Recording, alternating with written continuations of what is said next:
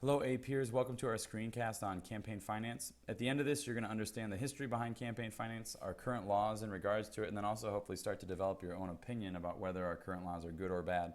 We're mainly going to focus on part 3 in class on Tuesday, so make sure you're pausing often and reflecting so you understand parts 1 and 2. I'd also recommend taking notes so you can come in understanding that in class.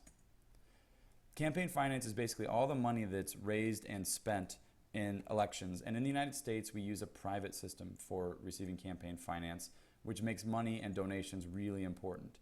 If you notice here, in presidential elections since 1976, the amount of money spent has skyrocketed since 2000. Most recently in 2012, Barack Obama and Mitt Romney spent almost $2 billion combined in order to try and win the presidency. One of the questions is, if in this private donation system that we have, is should citizens like Oprah, for instance, that are worth almost $3 billion, be able to donate as much money as they want to help a candidate get elected? Some people in the United States side with the idea of, yes, it's her money. She's earned it. She has the right to spend it however she wants. Typically, they'll refer to the First Amendment and freedom of speech. It gives her the right to do this. Other citizens would say, no, it's not fair, that some people are able to influence an election more just because they're wealthier, and this creates corruption and dependency on wealthy donors. We've gone back and forth on this as a society, and basically the first part of this presentation is going to focus on that back and forth and the history of campaign finance. This cartoon kind of says it all in terms of the history of campaign finance. On the left, you see campaign finance as this ugly image of corruption and dependency on money. And anytime that our government has tried to fix that, they basically just put a tie on it and tried to make it look nicer, but not real reform.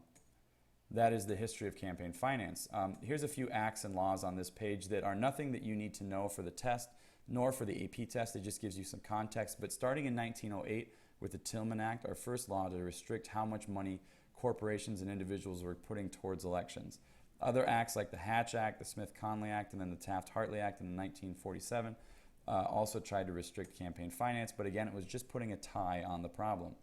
Mostly because at this point in history, there was no executive branch department that was in charge of enforcing these laws. It was as if Congress would write speed limits, but not have police officers on the roads to enforce them. Who's going to follow those speed limit laws? One of the results of these limitations is that unions and corporations that couldn't give as much money as they wanted to started to form PACs, political action committees. And a political action committee is essentially a bundle of citizens that bring themselves together for the purpose of raising money that they can donate to influence elections. Anyone can start a PAC. Candidates have PACs. Corporations have PACs, unions can have PACs, interest groups can have PACs, and any of them, but they can only, we'll get into that later, but they can only donate so much money. The first real effort at campaign reform happened in 1971 and was reauthorized in 1974. This is an ID for you. It's the Federal Election Campaign Act, known as FECA. And FECA did a handful of things to try and limit how much the money was influencing politics. You won't need to know all of these on the test, but I just want to highlight some of them. First, it formally recognized PACs so that they can be regulated and tracked by the government. It limited contributions that individuals can make to candidates and PACs and political parties. So an individual like Oprah Winfrey can only give so much money directly to a candidate. It also limited how much an individual campaign can spend. For instance, Barack Obama would only be able to spend a certain amount of money in order to try and get himself elected. It required disclosure or reports so that anybody who donates money to any candidate or PAC or political party has to report that to the government so we can keep track of who's giving what money. It also limited independent expenditures, which is money that someone spends on behalf of a candidate but not giving directly to them. For instance, Oprah Winfrey could use her own money and take out a bunch of political ads that would help Barack Obama get elected. But the FECA, the Federal Election Campaign Act, outlawed that. It also created an organization called the FEC, the Federal Election Commission, that still exists today. And the job of the FEC, it's part of the executive branch, is to monitor campaign finance, regulate elections to make sure things are done freely and fairly. It created a public finance option that was paid for by tax dollars for candidates in a lot of federal elections. If candidates can raise enough money and become serious candidates, they can receive a certain amount of tax dollars. The goal of that is to try and take out the importance of private donations and maybe remove some of the corruption that might exist because of that. The last candidate to accept federal tax dollars from the government for a presidential election was John McCain in 2008. Because with that money, if you accept it, there are strings attached. You can only spend so much money in your campaign. The first candidate to refuse public finance money was actually Barack Obama in 2008 because he felt like he could raise enough money on his own. In 2012, both Romney and Obama refused public finance because they felt like they could raise enough money on their own. And then lastly, it limited how much money an individual like Mitt Romney could spend on his own campaign. Take a look at these. I encourage you to pause for a second and take a look at these and decide which of these do you think are the most important, or which one do you think is the most important in terms of curbing the effects of money in politics. Okay, welcome back. Now we're going to look at the idea of 3 short years later after FECA was passed, it went to the Supreme Court. Someone sued saying that it was unconstitutional and 3 components were struck down. I want you to pause once again and see if you can guess which 3 components were ruled unconstitutional by the Supreme Court. Go ahead. Okay, welcome back. The 3 components that were ruled unconstitutional by the Supreme Court in FECA were the limit on how much a campaign itself can spend, the limit on independent expenditures that a citizen can spend of their own money on behalf of a candidate that doesn't directly go to a candidate, and lastly, it got rid of the limits on how much an individual candidate can spend on their own campaign. However, it left these other components intact, which basically meant that there were effectively limits on the amount of money, hard money, or direct contributions that candidates can make to campaigns, or that citizens can make to campaigns. But one of the major consequences of this Supreme Court ruling is that it created this idea of soft money. And what you just saw there, and we'll go back just a second, something I wanted to mention, is that there's this typical, this swing action that exists in our history where Congress will write laws to try and regulate campaign finance, but the Supreme Court will come in and gut those laws in order to protect freedom of speech. And essentially it leaves our campaign finance system as kind of a patchwork system that doesn't work all that well. And one example of this is that after Buckley versus Valeo, soft money becomes really important. Soft money is money that is indirectly used to benefit a candidate, but it doesn't directly go to a candidate.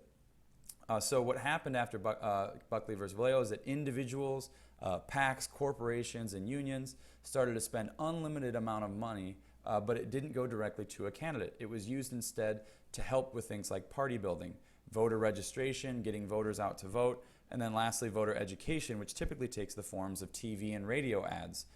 These radio ads are called issue advocacy ads because they can only mention issues, not magic words like elect or defeat. They can only talk about, they could talk in a negative or positive way about a candidate, but they can't ask for people to vote or not vote for them. Here's an infamous ad made by a group called, 527 group called Swift Boat Veterans against John Kerry. If you have any question about what John Kerry's made up, just spend 3 minutes with the men who served with him. I served with John Kerry. I served with John Kerry. John Kerry has not been honest about what happened in Vietnam. He is lying about his record. I know John Kerry is lying about his first Purple Heart because I treated him for that injury. John Kerry lied he was Bronze Star. I know. I was there. I saw what happened. His account of what happened and what actually happened are the difference between night and day. So we're not going to watch that whole thing to make sure we can get done with this lecture in time, but you get the idea that that ad was not very friendly to John Kerry. And even though it didn't say to vote or not vote for him, it essentially portrayed him in such a negative light that it was very hurtful to his campaign. So you see soft money, these outside expenditures that indirectly support candidates are these gray bars. And starting in 1992, the amount of soft money spent skyrockets up until 2002. A lot of money spent on things like those ads that you just saw. In 2002, though, that soft money goes away. And the reason why is because of another effort by Congress to try and restrict campaign finance called the Bipartisan Campaign Reform Act. But we'll refer to it as McCain-Feingold because it was co-sponsored by John McCain and Russ Feingold, a Republican and a Democrat, in 2002. And it did 4 important things. it kept the hard money contribution limits from FICA. So individuals like Oprah can still only give so much money to a candidate or to a PAC or a political party. But it also banned soft money so that parties and PACs can't get involved in soft money expenditures. Everything they do has to be regulated by the government. And also then attempted to ban soft money spending on those issue ads like you just saw by corporations and unions. The belief here is that corporations and unions have so much money to spend that it's unfair for them to be able to take out whole ads that can sway elections. And then lastly, it banned soft money ads that mention a candidate's name within 30 days of a primary election or 60 days of a general election. These types of ads are typically known as electioneering communication. It wasn't except a year later that the first challenge in the Supreme Court came in McConnell versus FEC, but the Supreme Court actually upheld the McCain-Feingold Act. However, 4 years later, another challenge comes between Wisconsin Right to Life and the FEC, and basically what the Supreme Court ruled is that issue ads can't be banned before a primary or general election. So essentially that eliminated Part 4 of the McCain-Feingold Act. Now ads that mention a candidate's name can exist at any time, no matter when the election is. But the most condemning court case in regards to the McCain-Feingold law happened in 2010, Citizens United versus the FEC. And a little history on that, the Citizens United is an organization that was against Hillary Clinton, and they made a movie that they wanted to show in movie theaters across the country. And essentially, the FEC told them no because a lot of the money they were using to make the movie was paid for by corporations against Hillary Clinton. The Citizens United sued, and their argument is essentially that they had a right to make this movie and play it because spending money essentially equals political speech, and political speech is protected by the First Amendment, so therefore the money that you spend should be protected by the First Amendment, even if it's for or against a candidate. The FEC argued that unlimited spending by corporations to make movies like the movie Hillary would be unfair in a democracy and would lead to corruption. Ultimately, the Supreme Court sided with Citizens United, and this opened the floodgates for tons of soft money to be spent and many, many ads to be created that either tried to help or hurt candidates from getting elected.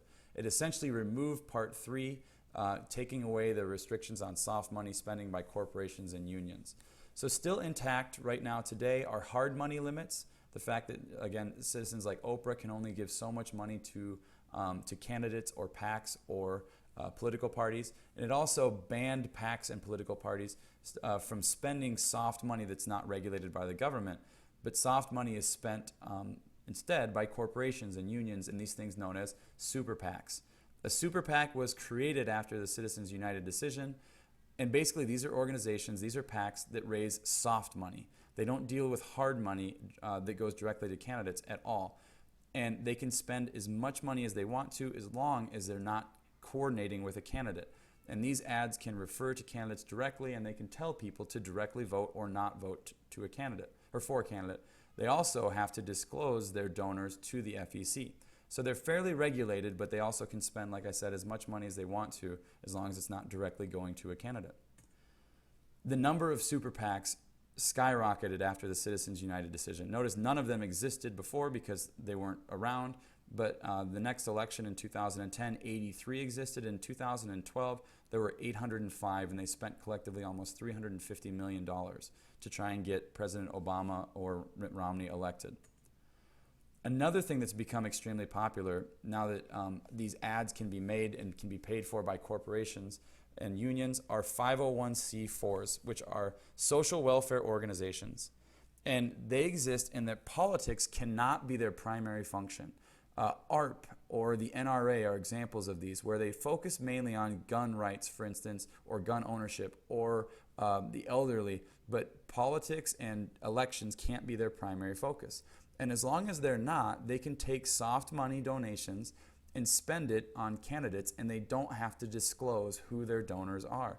This is significant. Donors like this because then their names aren't on the list in the FEC, and you and I don't know who gave that money. The amount of money spent with 501c4s exceeded super PACs in the 2010 election because people like that idea of anonymously donating money. So that's the history of campaign finance. our current laws, and hopefully you can start to form your own opinion about whether or not you think the amount of money that's involved in politics is a good or bad thing. We'll continue this discussion on Tuesday in class. Let us know if you have any questions. Thanks.